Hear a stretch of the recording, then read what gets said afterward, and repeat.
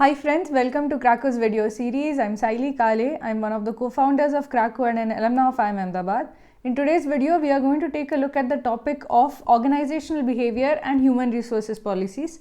See, in DM section, HR based DM sets come very often. In fact, that is, you are almost guaranteed one set on HR policies in the DM section. There are multiple reasons for it. First of the reasons is that XLRI is an excellent institute for human resources development.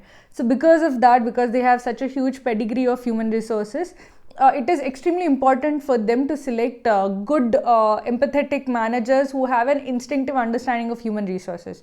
So you should expect one set on human resource problems for sure.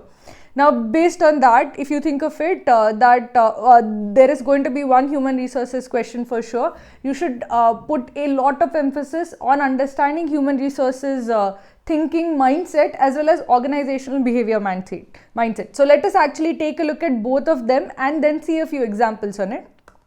So let's get started. So first I'll actually take a look at organizational behavior and then I'll talk about human resources. Remember, these are topics that you're going to learn extensively in the first and second year of MBA. This because I'm not going to go in detail as such. See, essentially the test is going to see whether you have an instinctive understanding of how HR policies should be. So essentially the HR policies should be fair, pragmatic, aligned with the overall objectives of the company, etc. So I'll just basically give you an overview of what instinctively you should choose when it comes to HR policies. The nitty-gritties, etc. won't be asked because that is not really expected from a student who is applying for MBA. So let us first start with what is organizational behavior. See, organizational behavior basically it's a subject that deals with understanding how to formulate policies of a company to influence specific behavior from the employees as such. For example, if you have a problem with employees coming in late or employees not being very timely with their submissions, one of the organizational policies that you can implement is basically signing in, and late sign in attracts penalty. Now this is a policy that you implement so that you produce a specific behavior among the employees of the organization. You can have a contrary problem also. You can have employees that tend to overwork. For example, many employees at very competitive environments continue to stay back way beyond what they are required, continue to stay till 1 a.m., 2 a.m. as such. Now, if you want to cut down on such unhealthy behavior because you don't think that that will work in the long term, what you can instead do is formulate organizational policies which essentially promote employees from switching off, not working overtime, and essentially being more productive in the time that they are supposed to be working. So these are essentially organizational behavior deals with formulating these policies, and these policies are very important because they direct the behavior of your employees, and whatever your employees do indirectly affects your company as such. So whenever you are asked an HR based question, you have to also think that, okay, if I answer this question in a particular way, this particular decision is not going to only affect that employee that is given in the passage as such, in the particular set as such, but it is going to set a precedent and it is going to tell you how all of the employees are going to perceive about what the rules are. For example, if you create an exception saying that, okay, one employee is against signing in and one employee is against clocking in using his ID card in the morning. Now, if you give that employee, tell that employee that's fine, it's not a big deal that you don't clock in at the start of the day, what the other employees are also going to hear is that clocking in is not important. So whenever you take any decision like that, it indirectly impacts the other employees and sets the organizational behavior. So whenever you are taking any HR decision, just remember, whatever you are taking an HR decision for that particular set, for that employee, is going to have a larger impact on the organizational behavior. So you should always have those particular eyes when it comes to it. So whenever you take a decision, what you should always think is that this, if I give a concession to an employee, would I be comfortable giving the same concession to other employees as well? If you won't be comfortable doing that, then you should think from an OB perspective, from an organizational behavior perspective, I should not be giving a concession to an employee unless it is an exceptional circumstance as such. And even that, in that case, I should communicate to that employee saying that this is a one-time exception. So these are careful things that you should think about, because they impact the working of the company as such. So there are basic things that you should always think of when it comes to organizational behavior. The first thing is that whenever you are setting policies, whenever you are setting rules for employees, you have to do them within the framework of what is legal. For example, there are laws which relate to how accounts can be handled. There are laws that relate to handling of finances, such as the provident funds of employees. There are many laws relating to that, and you have to act within the confines of those particular laws. So if you tell an employee, no, you don't need provident fund, you'd actually be in contravention of a law as such. So whenever you are designing policies, making decisions, you have to understand, okay, what is first legal? What is legal for sets the hard limit for what you can potentially do. If something is not legal, it's not a policy that you can implement, it is not an HR decision you can take. You can eliminate all of those options directly from your list of options as such. So that basically sets the hard limit about what decisions you can actually take. The second thing that you have to think of is basically, if I consider this is the, I limit out and remove anything which is not legal. So within the legal solutions, think of what is aligned with the company objectives. So what do I mean by aligned with company objectives? See, for example, consider the case of, say, Tata Group. So the Tata Group is an extremely social conscious organization. Now, when an organization takes a lot of pride in being socially conscious, if that organization takes decisions which are basically against the strata of society or against people who are vulnerable, they are going to get a lot of backlash, and it is going to be against the stated company objectives as such about being socially good as such. So whenever you have to take any decision, you have to also consider what are the stated company objectives, and your decisions should be within those stated company objectives. Especially, they should not be contradictory to it. There can be other company objectives as well. For example, one of the company objectives might be that there should be fair and transparent pricing. There are many companies that essentially break through in a particular market by saying that as compared to all other competitors, I am going to give you a flat price. So when you say something like that, irrespective of who you are, I am going to give you a flat price. Suppose you are a construction company and you say that whether I am constructing a $1 million home or I am constructing a small home, I will be giving the same flat price per brick or per material used. When you say things like that, what it implies is that the person who is coming to you to buy from you should expect complete transparency. There is no haggling, there is no negotiation, and then that customer gets the satisfaction that he got a fair price, that he could not have gotten another price by being or negotiating more. Now that is basically a company objective of fairness and transparency is a company objective, and then you can't take decisions which basically say that okay, let a certain set of employees negotiate on prices, because then it becomes contrary to your objectives. If you agree to be fair and transparent and unmoving in your prices, you can't have a team which negotiates prices. So always be mindful of what are the stated company objectives. Apart from that, there are obviously the rules about what is ethical and fair. So ethical and fair basically means that you should not be committing any act which is unethical. Lying, cheating, anything which is of that sort would be clearly unethical, and you should not take any policy decision or HR decision which is unethical as such.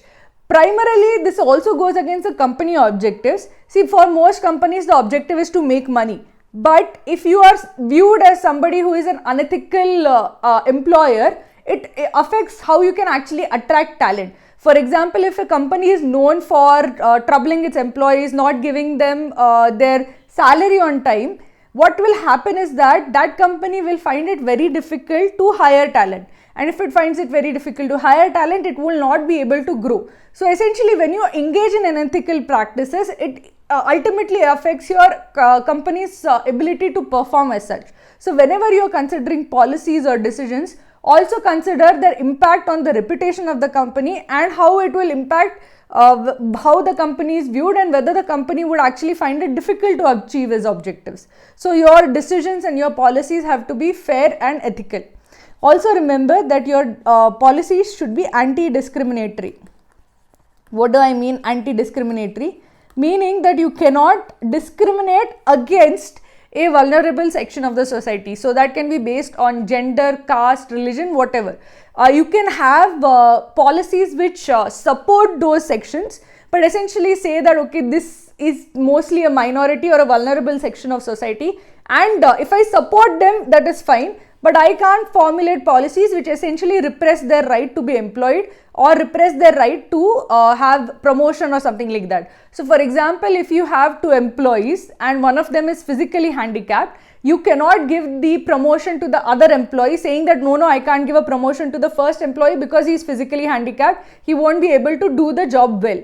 Now that is basically discrimination. You have to figure out a way in which give a fair chance to the person who has physical handicap to actually get the promotion. If you discriminate against somebody because they have a handicap or because they are from a particular vulnerable community, you will be doing something that is discriminatory, and that is partly illegal also. That employee can take you to court for discrimination as such. So always make sure that your policies and your decisions are not discriminatory. You can actually support people who are from vulnerable divisions. So you can say that I will create support groups within my company for those who suffer from physical handicap, or I will support those who come from impoverished backgrounds because they are clearly struggling and I need to help them move ahead in life. So you can do that. So positive discrimination is allowed, but you can't act against a vulnerable community.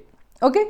And the last thing is that you have to, whenever you are creating a policy, just remember, whenever there's an organizational policy, you have to be clear and transparent about it. So you can't, for example, create a holiday policy and not let people know about it. You can't create a reimbursement policy and tell only one section of people about it. So whenever you create an organizational policy, assume that everybody has to be told about it. Whenever the HR, whatever HR decisions you take as a human resources department, they have to be communicated to all. So you have to be first be okay with that message being relayed to all employees. So essentially it should not happen that some employees are unhappy with a particular this or badly affected by a particular decision, and essentially it has to be fair and transparent. So just remember, organizational policies have to be transparent and equally applied. So you have to always assume that whenever you take a particular decision, it is going to be communicated to all. Now you might have specific HR policies, for example, reimbursement for travel only for salespeople, but then you should be okay with communicating this with everybody. Now why is that the case? Basically, it should not happen that people feel that you are holding information from them. Especially employees are entitled to know what is going on in the organization. So essentially, one of the things that you should remember as far as organizational behavior is concerned is that OB policies have to be transparent and communicated. Now, last filter you should think of when it comes to organizational behavior is that whatever policies you take should enable good working of the company. So what do I mean by good working of the company? They should essentially foster communication and cooperation between different teams. If you instead foster a sense of competition and hostility between teams, you will actually produce behavior which is against the goals of the company. So for example, if I say that there is a sense of competition between the sales team and the marketing team, when in fact those teams have to work together, I'll actually be, the end result would be that those two teams don't work together and my end result suffers. So whenever you are taking decisions, you have to see that is this for the good of the company. Your policies should affect the company in a way that the company benefits as such. So essentially your decisions should be basically aligned with what is good for the company. So essentially, cooperation and communication should be fostered.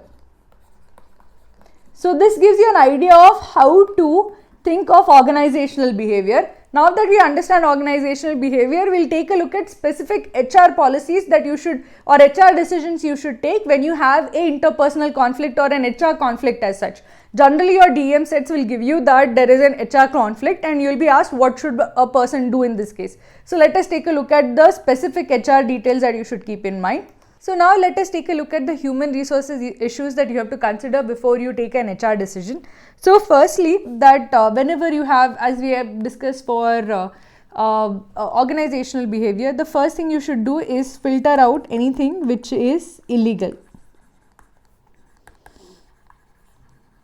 or unethical or against company policies, objectives. Okay. Now essentially this basically is a way of removing any kind of a option which is clearly something that you can't stand by. So whenever you are worried, is this unethical, is this illegal or not, just remember that would it be a fair thing to do? Would you be okay with it if you were at the receiving end of a sentence like that or a decision like that? And secondly, would it be something that you will be comfortable if it was printed in a newspaper? So that's called a newspaper test. If you are comfortable with the entire details of the decision being printed in a newspaper, you know for sure that it is an ethical decision to take. If you are not comfortable with that being printed, then it means that there is some shadiness involved, there is some unethical behavior involved as such. So just filter out anything which is illegal, against the company principles, against the company policies, and unethical as such. Also be mindful of whether or not this policy that you are applying is in line with the HR policies or the stated organizational policies as such. So filter for OB policies.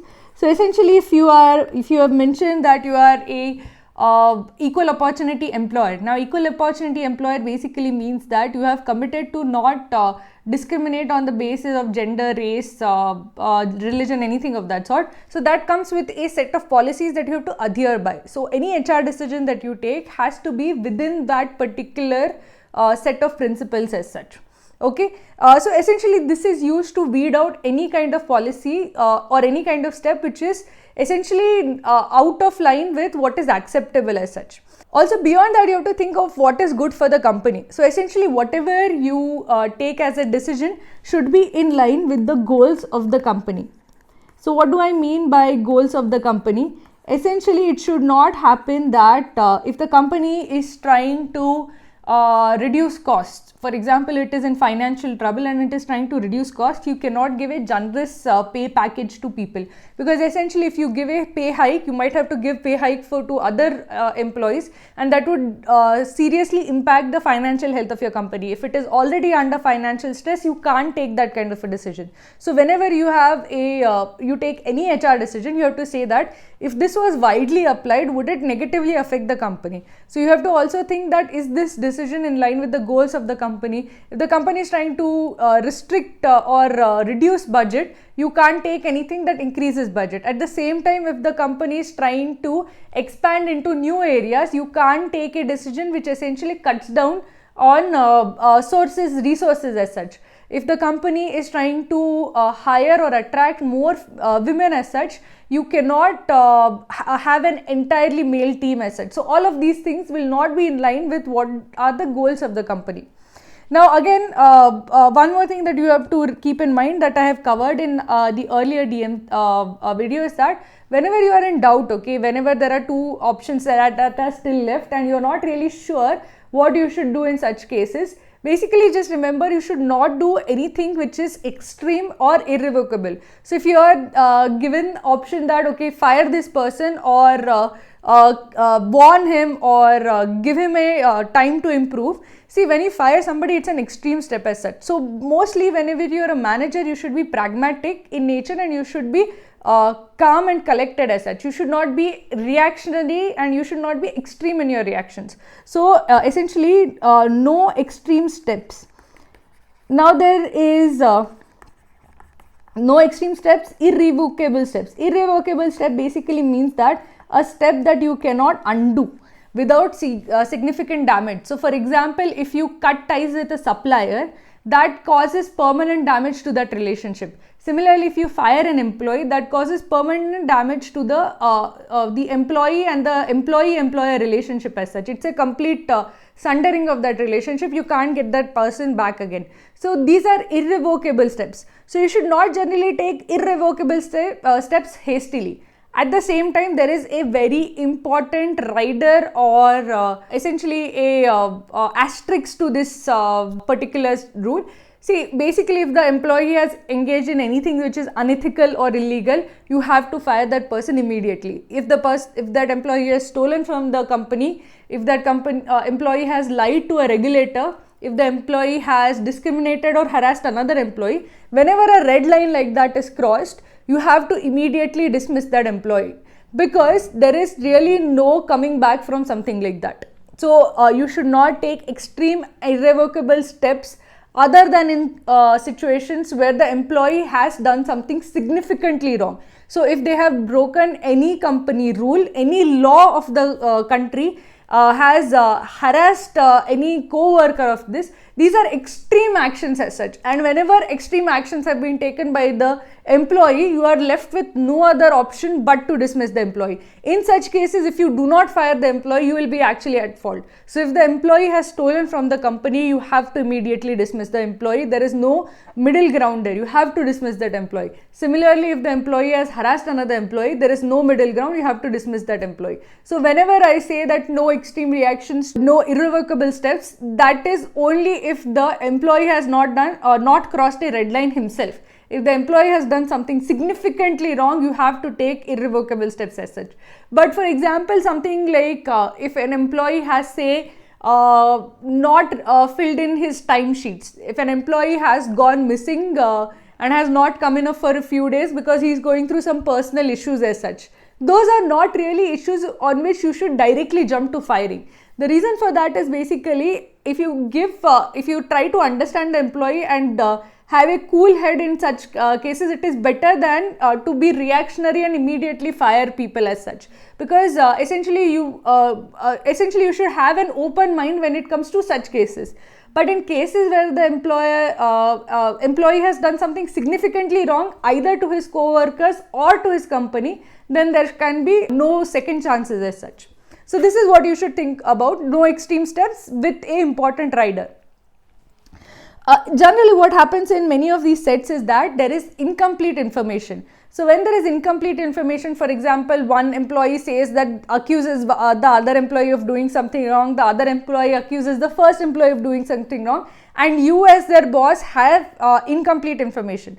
So when you have incomplete information, what you should ideally do is there will be options given that fire both employees. Now that makes no sense, because mostly only one of them has done wrong. You shouldn't punish the innocent party. Similarly, there would be a option which is like try to negotiate with both of them and try to resolve the conflict and don't punish either. Now again, this is a bad option, because you should essentially find out if either of them have actually done something wrong, and if they have done something wrong, not punishing them would be the wrong choice as such. So whenever you have incomplete information, the right thing to do is basically to pause and ask for more information. So whenever you are dealing with incomplete information, essentially constitute a fact-finding mission. So this body will give you the information that is required. It will investigate who committed what was wrong, etc. And then you can take the appropriate decision. So in the absence of complete information, don't act hastily. Wait till you have important information and then take a decision. Also, the fact that you don't have information doesn't mean that you should not act. That is also wrong. The fact that you don't have evidence showing that somebody has clearly done something wrong doesn't mean that you ignore it. Okay, if you feel that okay, there is money that is missing, but you don't have conclusive evidence about which employee has actually stolen it, it doesn't mean that you ignore the issue and you look the other way, because somebody has definitely stolen it and you have to react to that. So that means that you can't say that take no action. So in all such cases, basically the answer is find out more information. So you have to constitute a body to find out information, or you have to hire an investigative agency. You essentially have to dig out the truth. Now always in such cases, basically remember, you should trust evidence and not hearsay and rumors. A lot of times what happens is in the set, the information that is given is you'll be given some evidence, but at times what you'll be given is that there are rumors that this has happened, or there are according to the grapevine, this is the case as such. Now, whenever you are the manager, you are expected to know for certain. You should not trust gossip or rumors. Mostly there will be some fact or some reason why a particular rumor has started, but you should not act on rumors alone. You should actually find out what is the truth before you act. So trust evidence, not rumors. And lastly, remember that you have to treat all employees with fairness. If you are wondering how to do that, just imagine yourself in the shoes of one of the employees. If you are dismissed without reason, it is an extremely unfair thing to do. Similarly, if you are dismissed for being a whistleblower, it is an extremely wrong thing to do. Essentially, if you complain about an employee stealing and that person complains about you also that you were the one who stole. Now, if you are dismissed when you have done nothing wrong, it will feel very, very bad. And again, it will send a message to other employees that you should not be a whistleblower. So, whenever you treat an employee unfairly, it gives the message to the other employees saying that this employer does not care about his employees. So, you have to treat each employee very, very fairly. So, whenever you are taking any HR decision, just remove anything which is unethical, discriminatory, illegal. Then figure out what is actually consistent with the stated goals or the goals of the company. Then figure out what are the OB policies. Do we have to adhere to specific organizational behavior policies? Also try to avoid extreme steps unless a particular red line has been crossed by the employee. Whenever you have inadequate information, constitute a fact-finding mission. Once you have done that, remember, trust evidence, not hearsay. Also, always treat, whenever there is a conflict, treat both employees with fairness and equality. If you don't treat employees well, it affects the other employees and it affects organizational behavior, and it ultimately will cause trouble to your organization. So this is what you have to remember while solving DM sets based on human resources. So now that we know all of this, let us take a look at an actual DM set. So let's start with the following. Eva is the CEO of Ratan Brothers, a bicycle manufacturing company. The organization is doing well financially and with a steadily increasing share price. Recently, Eva promoted Bhushan, her nephew, to the position of head of procurement after he completed 5 years in the organization. After the promotion, he was automatically inducted into the quality council headed by Eva. Dev & Sons is a supplier to Ratan Brothers. It supplies ball bearings, an important part of any bicycle. After Bhushan took over, he switched to a new supplier, citing quality deficiencies in Dev & Sons product. Dev & Sons responded by publicly declaring that quality was not compromised. Further, it alleged that its competitor bribed Bhushan to get the contract. So this is the setup. Okay, you have basically you have promoted, Eva has promoted her nephew, and he has now, after the promotion, headed the part of the quality council, and he has essentially removed one supplier and taken over a different supplier, citing quality issues. The supplier has gone out and publicly maligned the company and Bhushan in particular for accepting a bribe as such. Now let's start with the first question. Post this public allegation, the share price of Ratan Brothers started falling. So why was the share price falling? Because the allegation from the suppliers showed that there was impropriety going on in the organization. That is, that employees of the organization were taking or accepting bribes to do something that is illegal or unethical as such. So basically that meant that the company's reputation suffered and shareholders lost trust in the company. Which of the following is the best option for Eva to immediately stem the falling stock price? Now you have to basically think that if you are Eva, what should you do to stem the decrease in the price, stock price as such? See, the stock price is falling because the shareholders have lost trust in the company, in how it is being run. That it feels now that the shareholders feel after the allegation that maybe the company is poorly run, that its employees are accepting bribes and doing something which is bad for the company. Now you have to basically give confidence to the shareholders that the company is well run, that it is not doing something that is illegal or unfair as such, it is not being poorly run. Now let us consider from this objective that we have to essentially give a image of confidence to the shareholders. Let's take a look at the different options one by one. The first option is fire Bhushan, blacklist Dev & Sons and inform the press. Now consider this option. You're firing somebody based on a unsubstantiated allegation from the supplier. Has the supplier given any evidence as such that Bhushan actually took the bribe? Without evidence, how can you fire Bhushan? That is an extreme step based on no evidence whatsoever. So clearly this would be the wrong option. Option B is issue a press statement that a committee has been formed to look into the matter. Now if you do this, basically it would indicate to the shareholders that you are taking this matter seriously. It gives out two messages. Firstly, that this is a serious matter, that there has actually been a breach of trust, that there is some reason to suspect that Bhushan has actually done what Dev & Sons alleges. Secondly, it also shows that the management was unaware of it. Now this does not really inspire a whole lot of trust in how the company is being run. Now the shareholders will see this and say that the company either is clueless or there is some impropriety really going on. Now if it does not inspire any confidence with the shareholders, see, either you know that no impropriety is going on, or there is impropriety going on and you are now trying to acknowledge it and correct it. Both of those scenarios are very bad for either being clueless or being late or being essentially finding out a theft later on. Both are bad for the image of the company. So this would essentially not help you in giving confidence to the shareholders. It will not help you stem the fall in the stock price. If you in fact do this, the stock price will fall further. So option B also can be eliminated because it is not in line with the stated goal, which is to basically stop the fall in the stock price. Option C is issue a press statement that the company's quality standards have increased and anyone is welcome to scrutinize the relevant documents. Now what kind of a message does this step give out? This gives the message that the company knows for a fact that there has nothing wrong has happened. The company is having a very good organization. It is being run properly and they have a good hold on the different parts of the organization. They know exactly what is going on. If you tell that people are ready to or welcome to scrutinize the document, it reveals that you are confident of your own documents. So this would give a lot of confidence to the shareholders. It would mean that the company is confident of not having done any wrongdoing. So that would basically stop any slide in the stock prices as such. So option C is a very strong response to stop the slide in the stock price.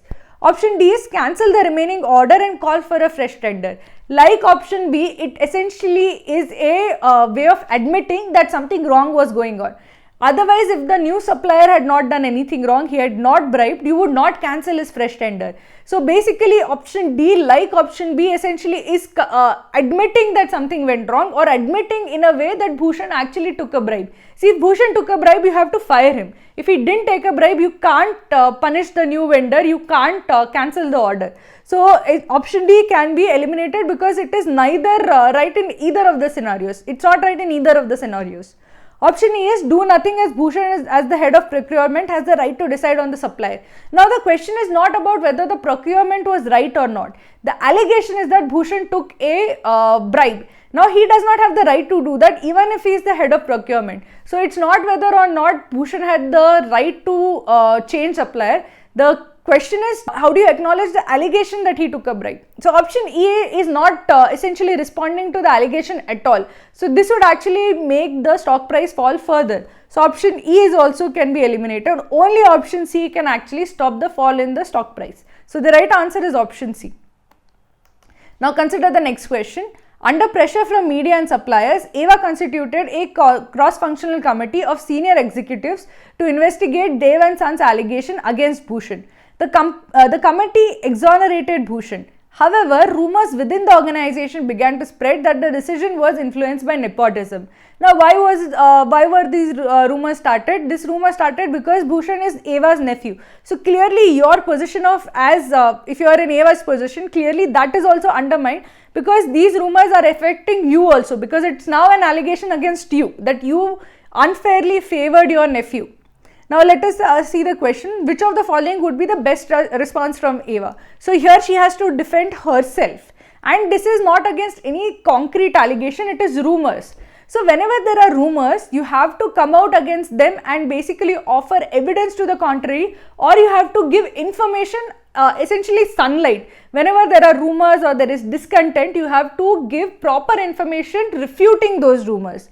So let us take a look at the options and see what each of the option in that line. So if the first option is do nothing as the committee has exonerated Bhushan. See, the committee has exonerated Bhushan, but the rumors are targeting Eva, that Eva has basically unfairly influenced the process. So this would impact her reputation as such. The decision or action has to be done to salvage her reputation. Option A would not do that. So the best response for Eva is not option A, her reputation will get impacted.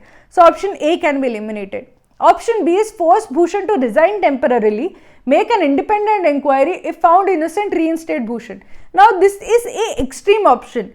Even if you force him to resign temporarily, it is unfair to Bhushan. If Bhushan has done nothing wrong, he has gone through a committee, the committee has exonerated him, to be forced to resign temporarily again based on rumors is extremely unfair to him. Moreover, it basically promotes a rumor culture within the organization. What will happen is that whenever anybody has any kind of hostility with another employee, it would be easy to eject that employee by starting rumors. So from an organizational behavior perspective also, giving into rumors like this is a very bad policy. Whenever you have rumors, you have to acknowledge them and try to answer them with truth, not given to them by forcing the innocent party to resign as such. So option B is also wrong. You have to think from a perspective that if this continues, this behavior of rumors continues, your company is going to go down under. Let's see option C. Communicate to all shareholders that these kind of practices are very common in organization. Firstly, the issue is basically rumors within the organization. This is not about shareholders as such, but essentially people within the organization. And if you say these kinds of practices are very common, you are defending nepotism, which would be a completely unethical practice to do. So option C can be easily eliminated because it's an unethical practice. So option C is definitely wrong. Option D is sack all those employees who question the authority of Eva. Now here this is an extreme step. Why is this an extreme step? See, when rumors start, the people who actually tell you about the rumors might not have started the rumors in the first place. Employees have the right to question things. If questionable practices take place, then the employees have the right to question it. So if there is a rumor that this was nepotism, then employees have the right to ask the question. You should not punish the employees for asking the question. You can act against people who spread malicious rumors, but those who actually ask you questions are not the ones who are spreading the malicious rumors. Option D is an extreme step and it is an unfair step to those who are actually raising questions. So option D is unethical, unfair and extreme. So for that reasons, I can eliminate option D.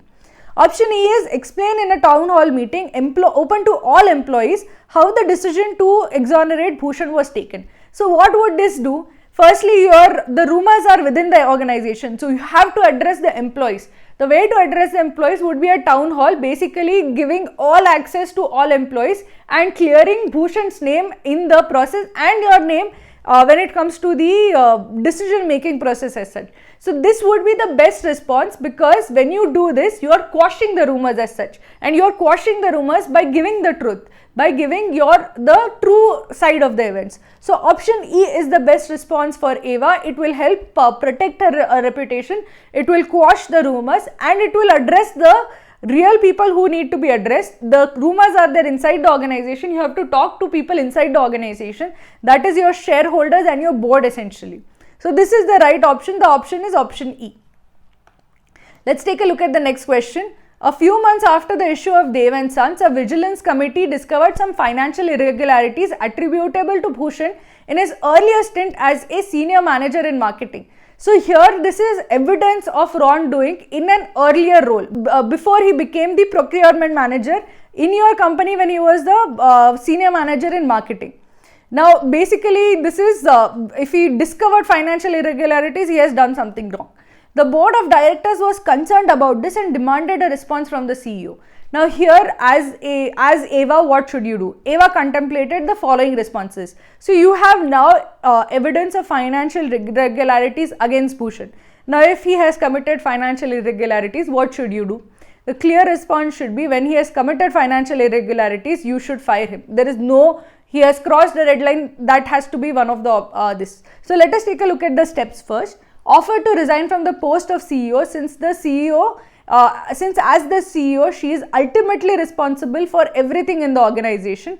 True, she should do that because it was her nephew, she promoted him. She has to accept responsibility for making a bad HR decision. She did not commit fraud, she should not take responsibility for that, but she has to take responsibility for promoting the wrong person.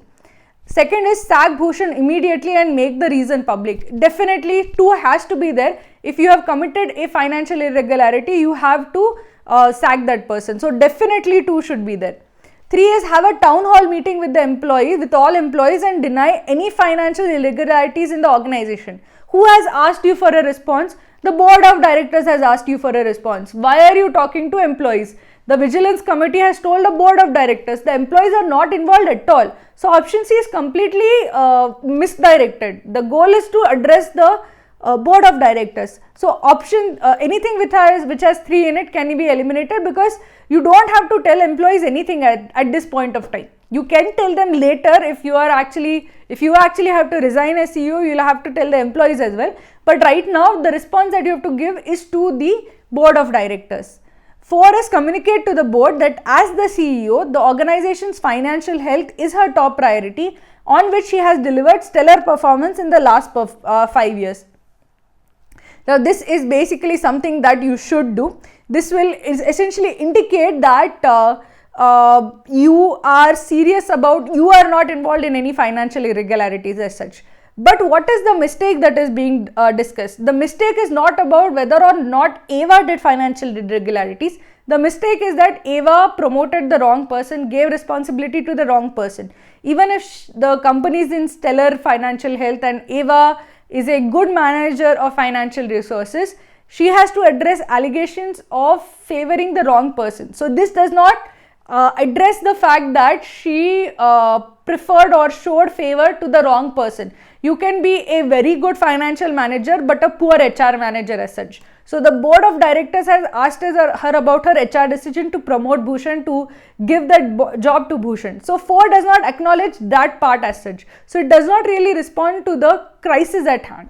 So 4 does not really respond to the crisis at hand, so I can eliminate option 4. 5 is inform the board that Bhushan was promoted because his initiatives helped the company immensely. Now here you are defending why you took that HR decision. Why did you promote him? You promoted him because his work helped the company.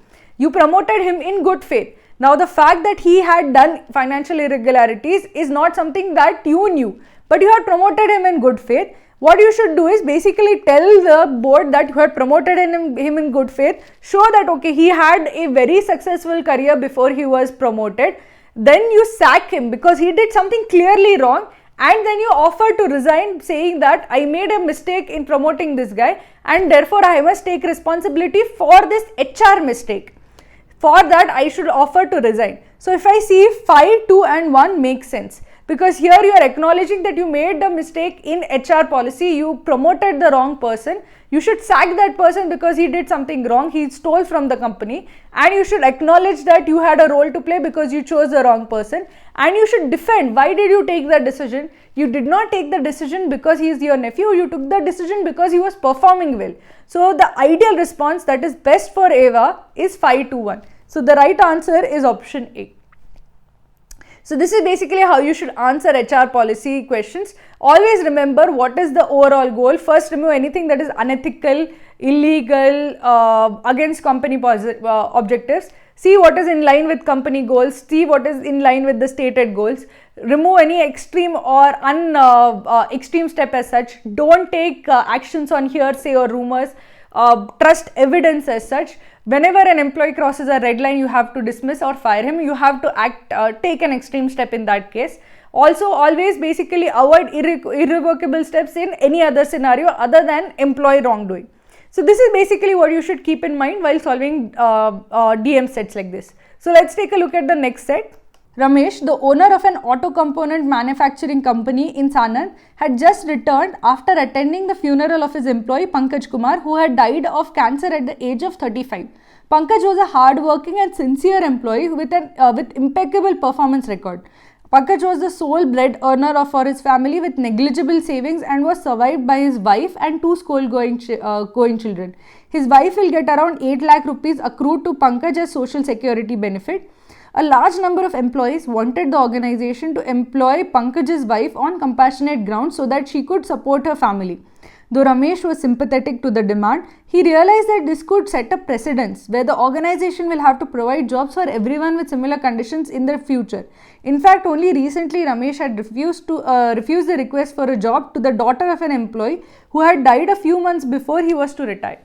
So basically the setup is that you are running a auto components manufacturer and an employee has died, and your other employees want you to offer a job to the deceased employee's wife.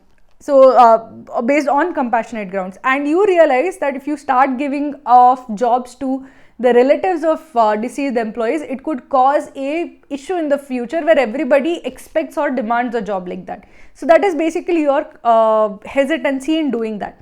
So let's take a look at the question and options. Ramesh formed a committee to look into this matter, and the committee came up with the following suggestion.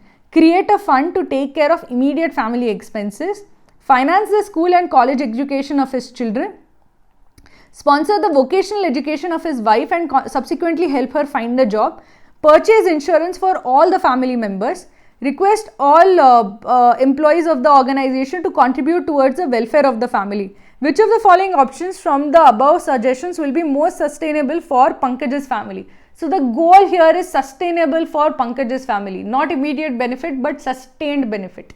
Now consider from the perspective of Pankaj's family, you have received 8 lakhs as social security, accrued social security benefit, but you don't have a recurrent income stream.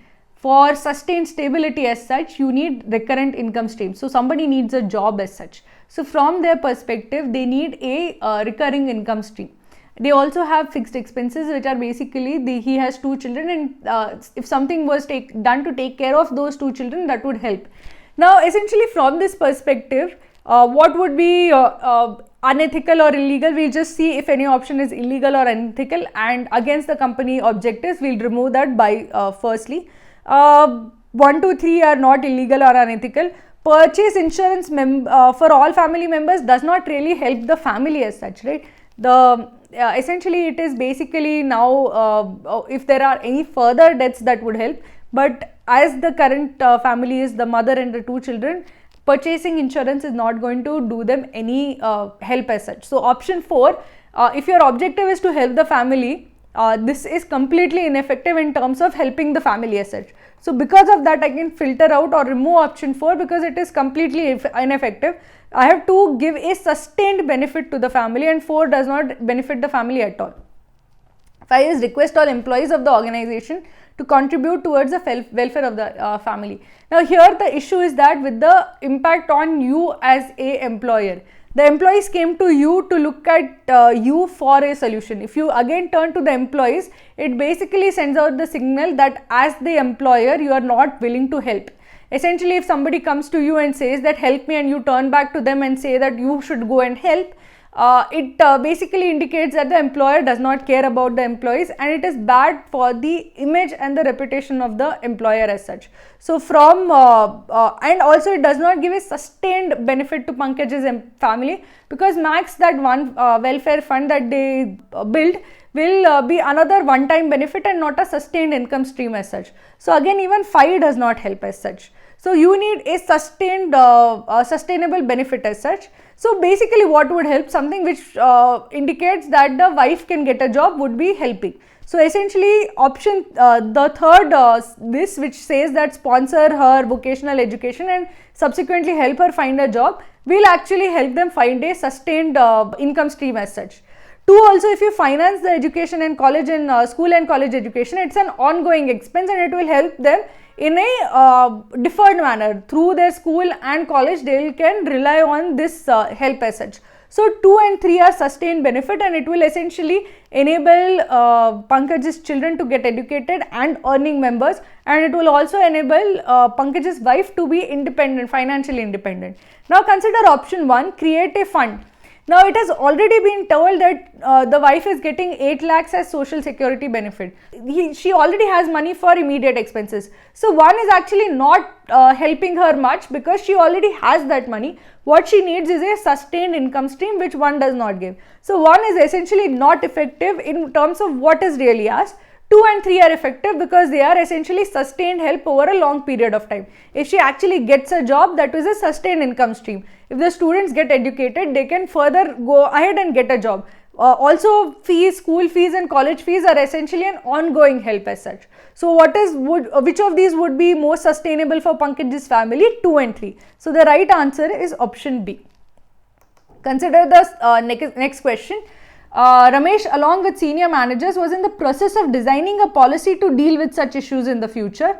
Which of the following policy statements will be the least amenable to misuse in the future? So here you are now thinking that this policy should be fair and transparent, that if any employee dies, how should we actually deal with it? It should not happen that every time I have to decide, should I give the help the family, should I not? I should have one policy that is applicable for all employees. And that policy I have to draft in such a way that somebody doesn't take undue advantage of it. So you have to find out which of the following policies would be least open or least susceptible for being gamed.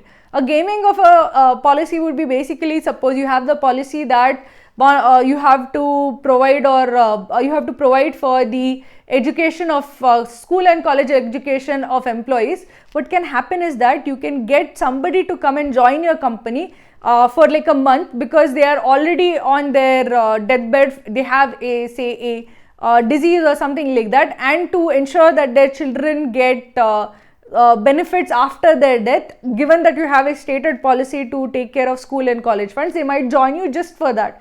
Now it might not be the right decision in that kind of a context. Only if an employee has been there for many years would it actually explain or validate an outlay like that. Similarly, you don't want to give jobs to employees or relatives of employees who are not worthy of that job, because in the end your company will suffer. If somebody is not trained for a job, if somebody is not a good worker, it will affect other employees' morale. So basically if you take 20 employees like this who are basically not very good workers, it affects the quality of all employees. It affects the quality of labor in your entire company as such, and your company will come down because of that. So you can't essentially indiscriminately offer jobs as well. So you have to also think of those things before you make a policy of this sort. So let's take a look at the options. The firm should provide one job to any of the direct dependents of the deceased employee. Now if you do that, basically you will be attracting employees who are in their just trying to take advantage of this rule. Secondly, you might be stuck with relatives of employees who are not working at all. So again, A is open to gaming. Option B is the firm should provide one job to any dependent if the employee dies during the service. Again, this is susceptible to the same two issues that I mentioned. So B also can be gamed easily. The firm should provide one job to any dependent if the family does not have any other support and employee dies during service. Now again, this might be the case that the family does not have any other support, but that does not mean that you should give a job to somebody who is not worthy of doing it. So again, this is open to gaming as such. So it is not in the good of your company to have this policy as such.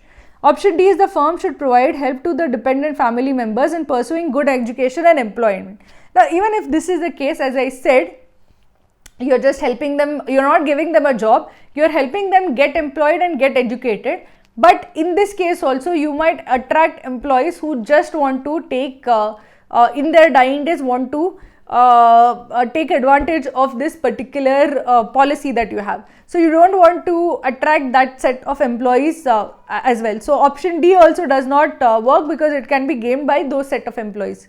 Option E is the firm shall constitute a committee with fair representation from all stakeholders to decide on the course of action based on the specific of the case. Now if you take a case by case look, you can make sure that it is not some employee who has just joined, it is the job or education is not given to unworthy candidates. You can examine all of that and you can make sure that the employee or the relatives of employee are not gaming the system. So the right answer, the one which is least susceptible to manipulation, is option E.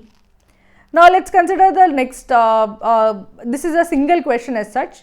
As a newly started organization in the IT sector, Saksha IT is a fast-growing 400 employee organization. Its head, Saksha Kumar, believes in building an organization driven by humility. Which of the following policies would best help him achieve that? So you have to think that I have to have an organizational policy which encourages humility among the employees. Now, what is humility among employees? Humility basically means that you acknowledge your own weaknesses, your own limitations, and you work on improving them. Humility is basically acknowledging that you have your own weaknesses, you have limitations.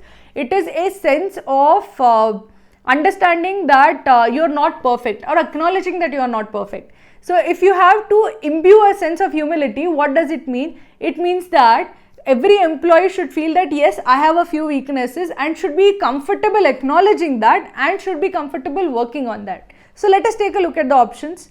Employees shall in their annual evaluation form be asked to acknowledge 3 of their shortcomings, overcoming which will make them better.